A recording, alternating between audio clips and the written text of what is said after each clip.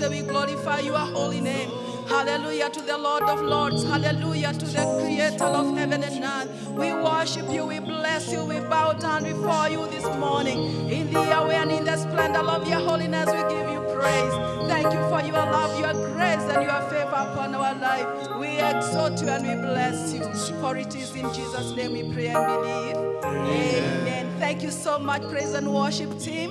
Thank you for that session you have led as well. May God bless you. May God continue to anoint you. And may God do you good. Thank you so much. We appreciate what the Lord is doing in your life. And now we want to thank God for everything that He has done for us, for the further He has taken us. And we are now about to enter into another session where we are going to hear the word of God. And before I bring the preacher of the day this morning, I would like to remind you that you continue to give your tithes and offerings in the house of the Lord. It is a principle of the Lord. Do not forget the numbers I highlighted on our screens. Use these numbers. You can send your money in the numbers that are highlighted in the screens, and the Lord will bless you. And now I would like us, together with me, to welcome the servant of the Lord this morning. And he is one of us. And together with me, please help me to invite one of us, Pastor Victor Barasa, to give us the word of God this morning. And God, you bless us. Amen. Tupigia Bwana Yesu makofi. Amen. Amen. Thank you very much, Pastor Benedict, for that wonderful welcome in the presence of the Lord. God bless you. God bless you so much. And just as Pastor Benedict has introduced us to on this platform, this is Pefa Church, Kiwanja. And we thank God for having given us this opportunity to bring to you the word of God. And I hope that you are going to be blessed. Like I have always said, following us on this platform has always been a blessing. And of course, today, I believe God is going to bless us. This morning, I want us to speak on the topic preparedness. Remember, earlier on, we had done preparedness part 1, and today I want to conclude by preparedness part 2. And God is going to bless us. So open with me from the book of 2 Timothy, chapter 2, verse 20 to 21. 2 Timothy, chapter 2, from verse 20 to 21. This is what the Bible says. But in a great house there are not only vessels of gold and of silver, but also of wood and of earth, and some to honor and some to dishonor. If a man therefore purges himself from these, he shall be a vessel unto honor, sanctified and meet for the master's use, and prepared unto every good work. I'll also read the book of Proverbs 21 and verse 31. It's a common verse, but God is going to use that verse to bless our lives. The Bible says, the horse is made ready or prepared for the day of battle, but victory rests with the Lord. The horse is made ready for the day of battle, but victory rests with the Lord. 2 Timothy is a book loved by many scholars of the Bible. And there are many, many other lessons, important lessons, spiritual lessons that are learned in the book of Timothy. And today I want to use this verse and chapter we have just read to speak on preparedness. And I must say that preparedness is one of the things that are very, very much important, which not only Christians should prepare, but every other person should prepare. And everything in life must be prepared for. There is nothing in life that does not need preparation. Everything in life needs preparation. So preparation is very much important. And God begins by preparation. And when he wants to create a human being, he starts by preparation. He prepared where the human being will survive. He created the trees, the fruit, and the food, the fish in the sea, the animals, the garden. He prepared for man. So God begins everything with preparation. And from the verse that we have just read, the two verses we have just read from the book of 2 Timothy chapter 2, verse 20 to 21, there are two things I want us to learn from the book of 2 Timothy. Number one thing I want us to learn is that preparedness makes you a vessel of honor. That preparedness makes you a vessel of honor. Remember, the Bible says in a great house there are many vessels. There are vessels of earth, gold, and others are of honor, and others are not of honor, they are of dishonor. But preparedness as a vessel, preparedness as a Christian makes you a vessel of honor to be used for nobility. So if any Christian will desire to be used for noble purposes, preparedness is prerequisite to be used of nobility or for noble purpose. And lesson number two we need to learn from the book of 2 Timothy is that it is the prime responsibility of every vessel to prepare for nobility. It is the responsibility of vessels in a great house to prepare for nobility. For the Bible says, if any vessel sanctifies itself, it shall be used for noble purpose. So any vessel that is prepared for use, God or the master shall use this vessel for nobility or for noble purpose. Very important. From the book of Proverbs 21:31, I want us also to learn two lessons even as we get into the introduction of the preaching today. And number one, maybe before I give you this point, let me just recap that the horse is made ready for the day of battle, but victory rests upon the Lord. Number one lesson I want us to learn from this verse, Proverbs 21, is it is the responsibility of the horse rider to prepare the horse for battle. Praise the living God. It is the full responsibility to prepare the horse for battle. Remember, God does not say that the horse should not be prepared. He says that victory is his. Yes, horses can be prepared for battle, but the victory is the Lord's. So preparing the horse, it is a responsibility of the horse rider, but victory belongs to God. So it is only a horse that has been prepared that God gives victory. Or rather, God gives victory to a well-prepared horse for battle. God gives a victory. So those are very, very much important for introduction.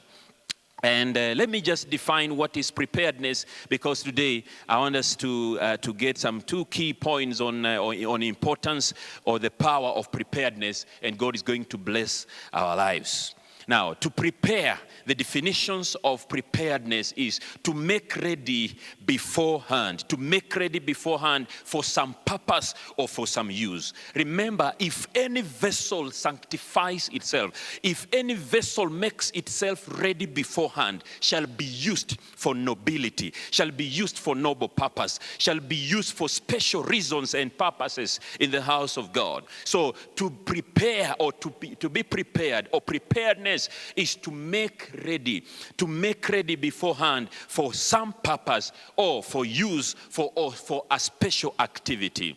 We can also define preparedness as to put in a proper state beforehand for use. Putting in a proper state. What are we saying? That God needs the church to be in a proper state for use. God needs a church to be ready, vessels in the church to be ready for use beforehand. God wants us to prepare because He wants to use us for noble purposes in the world, noble purposes in the country, noble purposes outside the country, noble purposes in our community. God desires to use us for noble purpose, but preparedness is very, very much relevant. We can also define preparedness as to work out the details in advance for use. Working out the details in advance for use. Very, very important. Now, let me give you 5 points here, which I noted these points to be very, very much relevant and very, very, very much important for us as Christians with the essence of preparedness. Point number 1, that Christians respond to God's strategy and plan through preparedness. That preparedness is one of the ways through which you can respond to God's strategy. Remember, God has a plan and a strategy for your life. When you came into this world, remember that when a child is born, he's born folding his hands. In one hand, he's folding a destiny. In another hand, he's folding opportunities. Remember, God does not allow any life on earth without plan and strategy. And it is upon this life that has been allowed into the ecosystem to respond to God's strategy through preparation. Preparedness allows you to respond to God's strategy. Point number 2, God provides the strategy. Human responsibility is to prepare. God releases his strategy into the spiritual realm, and when this strategy manifests into the physical realm, it is the responsibility, it is the full duty of man to respond to God's strategy. No one can succeed without responding to God's strategy. Remember, you cannot succeed with your own gimmicks or with your own strategy. It is the strategy of God that makes you successful. Remember also the Bible says, plans of man are many, but the plan of God prevaileth over the plans of man. I must give you this point number 3, that the biblical approach to the future involves preparation more than prediction. The biblical approach to the future involves preparation more than prediction. And I know this one is true. I know we are good at predicting the future. Scientists have proved this. They can predict storms. They can predict floods. They can predict many things using their scientific knowledge. But the biblical approach to the future involves preparation more than prediction. When Jesus is leaving earth to heaven, he says this word, and he does not miss this word preparation. He says, I am going to prepare a place for you. So preparation precedes those that are preparing to go to heaven. And if God has given us a future, then we need to prepare for the future. If God has given you eternal life in his presence in eternity, prepare for eternity. If God has given us heaven, it is our full duty, our full responsibility. While we still live, while we still breathe, it is our responsibility to prepare for that future which God has placed ahead of us. Remember, there is a room for you in heaven. There is a place for you in heaven, but that place needs your preparation. Prepare beforehand to get into your eternal room prepared for you by Jesus Christ. Point number 4, I must say that the biblical truth is that God does the planning, we do the preparation. Remember, the Bible says in the book of Jeremiah 29 verse 11 to 13 that I have good plans for you. Plans to give you a future and make you prosper. God has a plan. It is you to prepare for what God has planned for you. God has a future for you. It is good that you are able to prepare for the future which God has put ahead of you. Number 5, the full principle, the total principle of eternal life is founded upon the concept of preparation.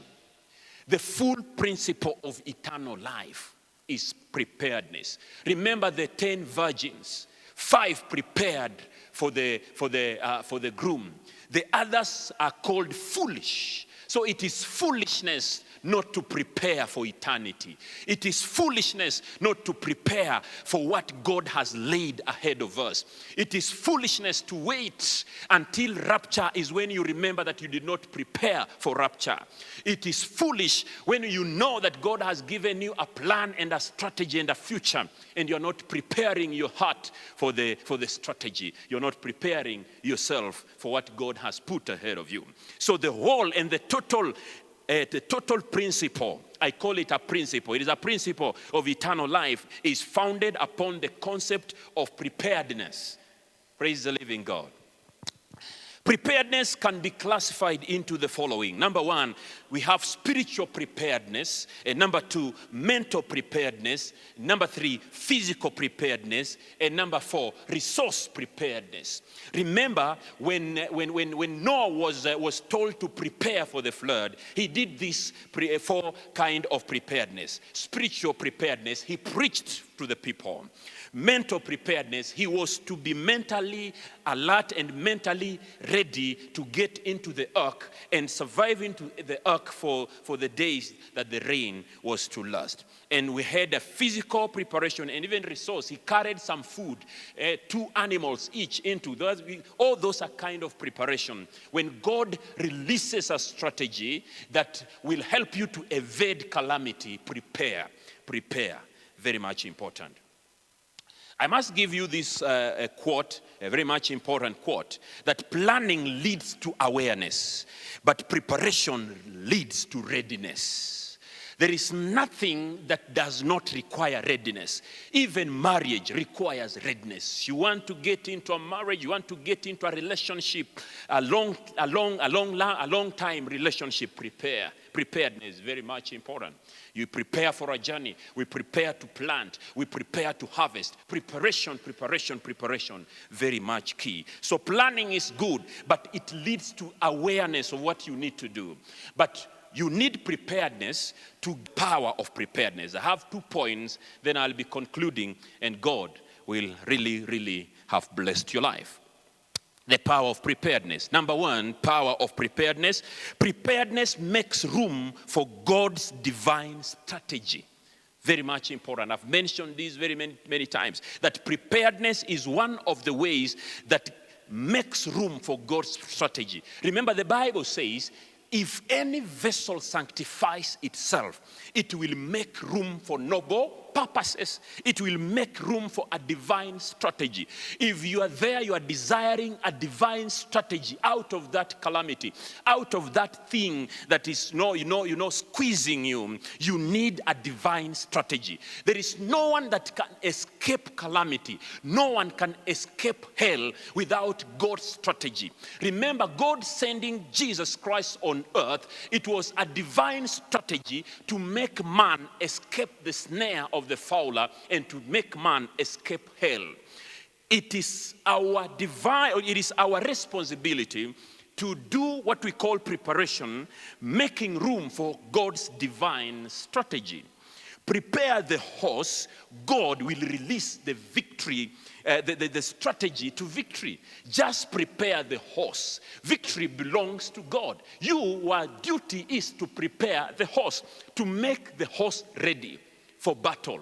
And God will give you victory. So preparedness is very much important.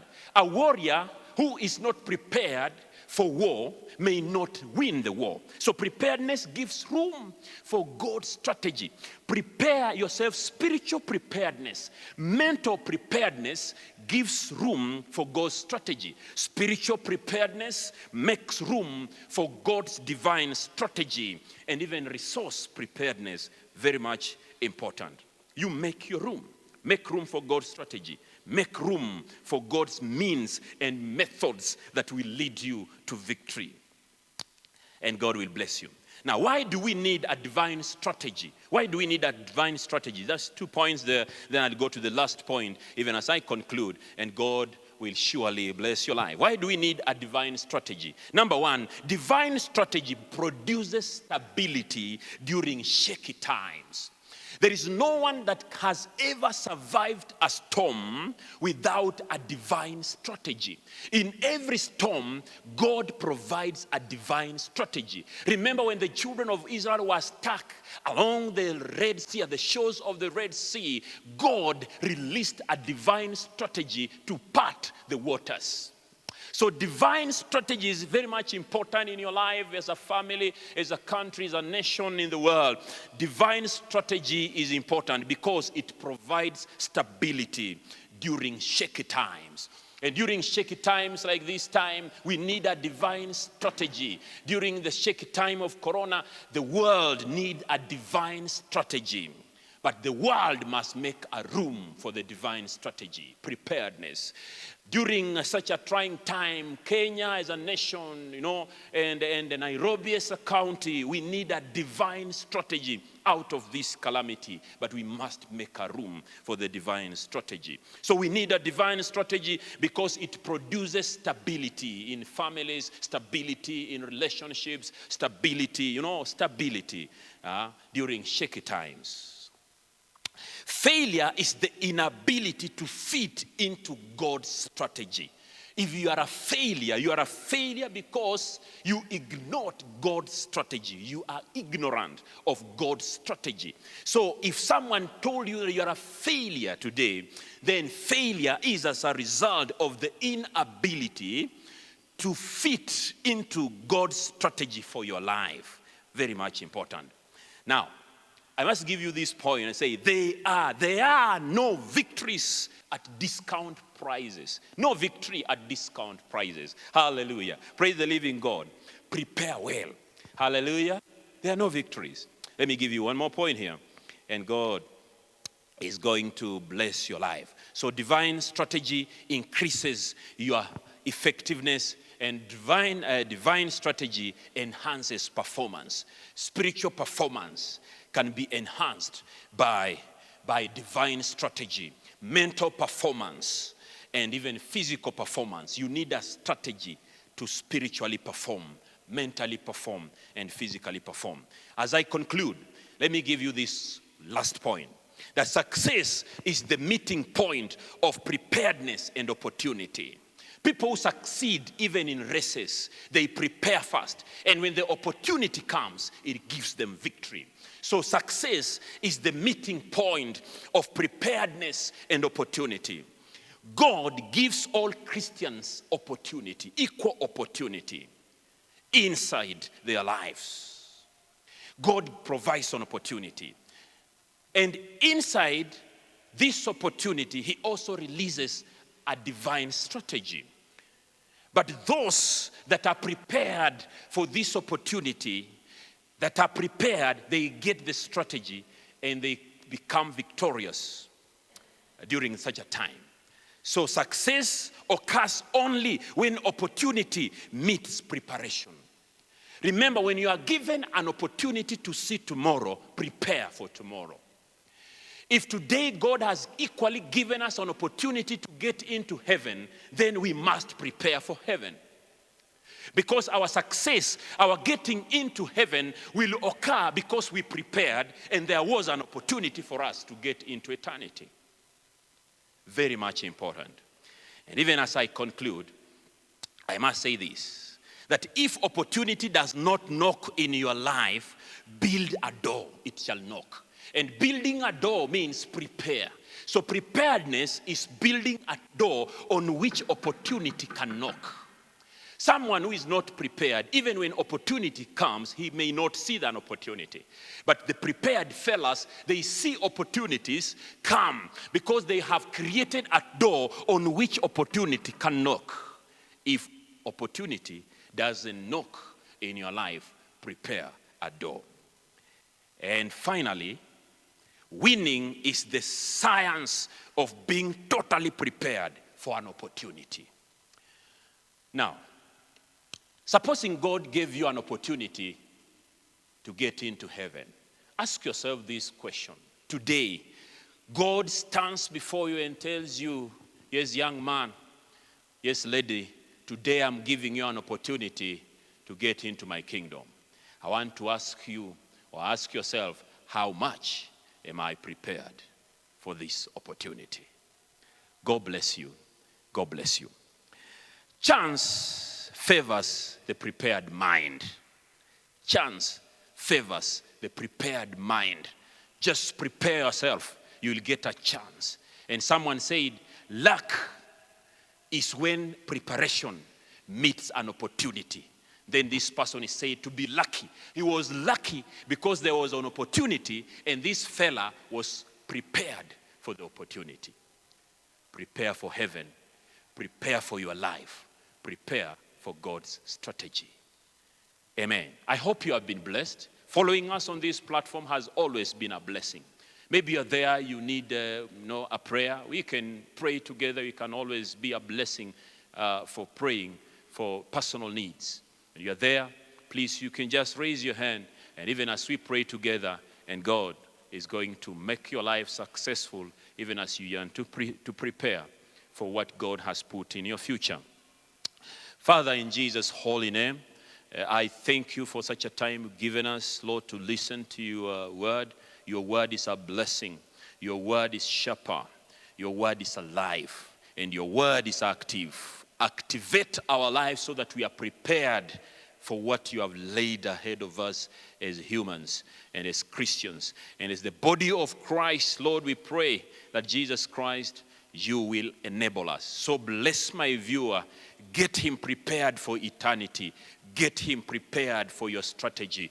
Get him prepared for the plans, better plans that you have ahead of her and ahead of him.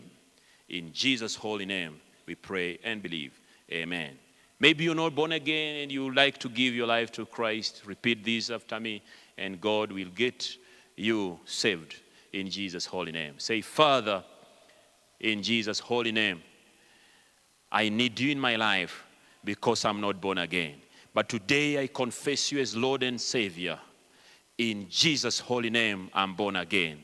Amen, amen, amen. Having said that prayer, you're born again, find a Bible preaching church and grow in faith. Let's meet in heaven.